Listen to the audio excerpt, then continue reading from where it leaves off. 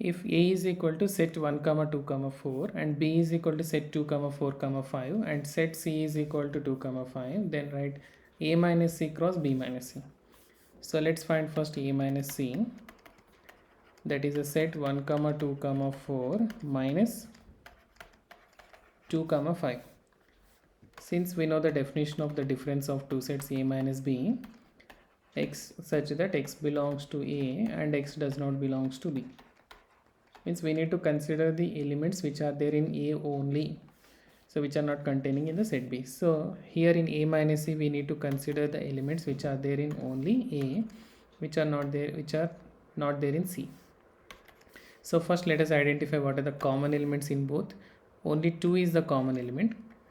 Then other than 2, so 2 must be eliminated.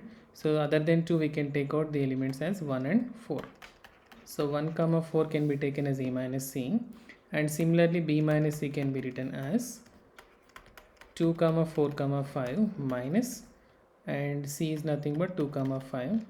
So here we can observe that there are two elements common, 2 is common and 5 is also common. So the only element in B which is not there in C is nothing but 4.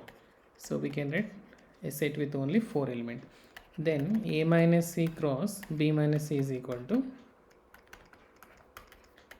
a set with 1 comma 4 cross 4, so which can be taken the ordered pairs.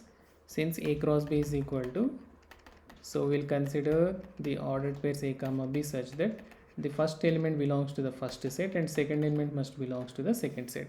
So we can take the ordered pairs, the first element 1 comma second element 4, and again we can consider the first element from the first set 4 and the second element from the second set.